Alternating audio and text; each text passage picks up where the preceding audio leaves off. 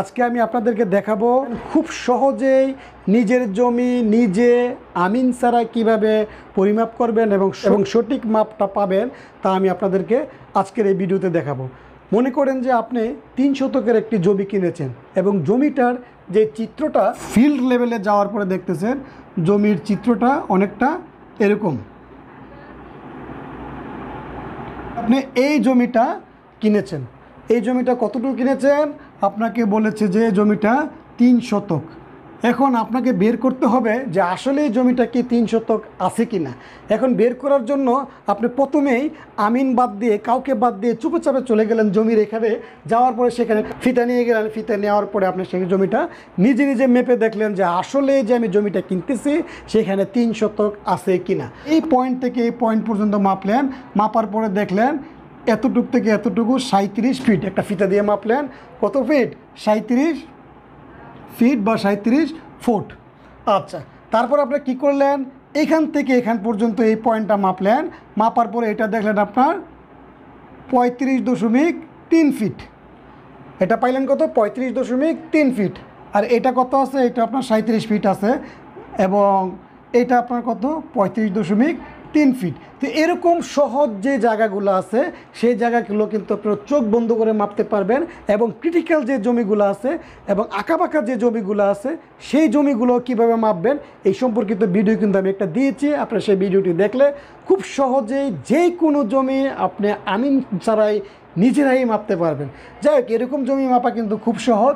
যদি এখন আপনাকে দেখতে হবে এই জায়গার মধ্যে আসলেই আপনার 3 শতক জমি আছে কি না। আপনারা জানেন এটা যদি দৈর্ঘ্য ধরি, আমি দৈর্ঘ্য, আর এটাকে যদি আমি প্রস্থ ধরি, মনে করেন যেটা হলো প্রস্থ, যেহেতু আমার জমিটা অনেকটা আয়তাকার এই হিসেবে আমার আয়তক্ষেত্রের ক্ষেত্রফল বাইর করতে হবে। তো আপনারা জানেন আয়তক্ষেত্রের ক্ষেত্রফল, ছোটোবেলায় পড়েছেন আয়তক্ষেত্রের ক্ষেত্রফল, খুব সহজে কিন্তু আপনি এটা বের করতে পারবেন। ক্ষেত্রফল দৈর্ঘ্য গুণ প্রস্থ, দৈর্ঘ্য গুণ প্রস্থ। তো এরকম জমি কিন্তু মাপা খুবই সহজ। তো আমার দৈর্ঘ্য যেহেতু ধরলাম 37 ফিট এবং প্রস্থ যেহেতু ধরলাম 35.3 ফিট, তাহলে আমি এখন দেখব যে আমার এখানে 3 শতক জমি আসলে আছে কি না। তো আমি আপনাদেরকে ক্যালকুলেটর দিয়ে একটু হিসাব করে দেখাচ্ছি। 1306.1 বর্গ ফুট, কারণ ফুটে ফুটে কি হয়? বর্গ ফুট হয়। এখানে ফুট এখানে ফুট, দুইটা মিলা হইল আপনার বর্গ ফুট। আর ক্ষেত্রফল সবসময় কি হবে?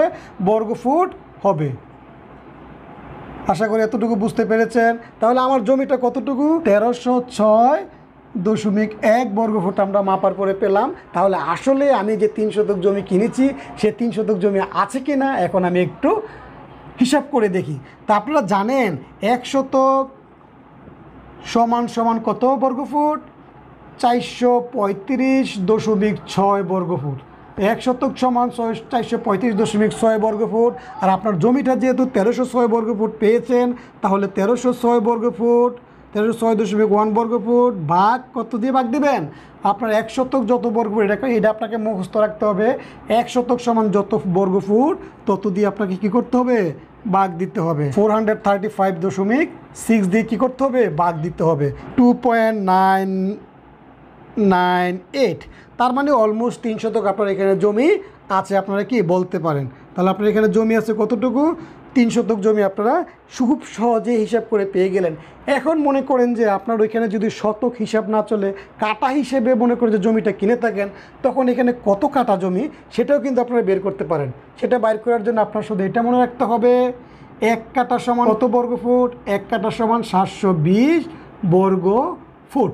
শুধু এই জিনিসটা আপনাকে খেয়াল রাখতে হবে, 1 কাটা সমান 720 বর্গ ফুট। তাহলে আপনার এখানে যেহেতু টোটাল জমিটা 1306.1 বর্গ ফুট, সুতরাং 1306.1কে 720 বা 720 বর্গ ফুট দিয়ে ভাগ করলে যা হবে সেটা হবে আপনার কাটা। তা হচ্ছে আমার 1.81 কাটা। তার মানে এখানে আমার কত কাটা আছে? 1.81 কাটা জায়গা আছে। এখন আপনি কাটা হিসেবে এবং শতক হিসেবে কিন্তু আপনার সেই জায়গার পরিমাপটা আপনারা নিজেরাই মাপতে পেরেছেন। সো ভিউয়ার, আশা করি ভিডিওটিতে আপনারা কিছুটা হলেও উপকৃত হয়েছেন। যদি কিছুটাই উপকৃত হয়ে থাকেন অবশ্যই চ্যানেলটিকে সাবস্ক্রাইব করে রাখবেন এবং ভিডিওটি লাইক করে রাখবেন এবং আপনার বন্ধুদের মাঝে শেয়ার করে দিবেন। যদি আপনাদের মধ্য থেকে আমি ইন্সপিরেশন পাই তাহলে কিন্তু এরকম নতুন নতুন আরও ভিডিও নিয়ে আসবো, যেই ভিডিওগুলো দেখলে ইনশাল্লাহ আমি মনে করি আমিনশিপের কোনো দরকার হবে না। যেই কোনো জমি আপনি নিজেই মাপতে পারবেন। শুধু তাই নয়, আমি আপনাদেরকে দেখাবো কিভাবে ম্যাপ বুঝতে হয়, ম্যাপ বোঝার যে টেকনিকগুলা বা ম্যাপ থেকে জমি বের করার যে টেকনিকগুলা ধাপে ধাপে ভিডিওতে দেওয়ার চেষ্টা করব। সো ভিউয়ার্স, ভালো থাকবেন এবং শেষ পর্যন্ত ভিডিওটি দেখার জন্য ধন্যবাদ।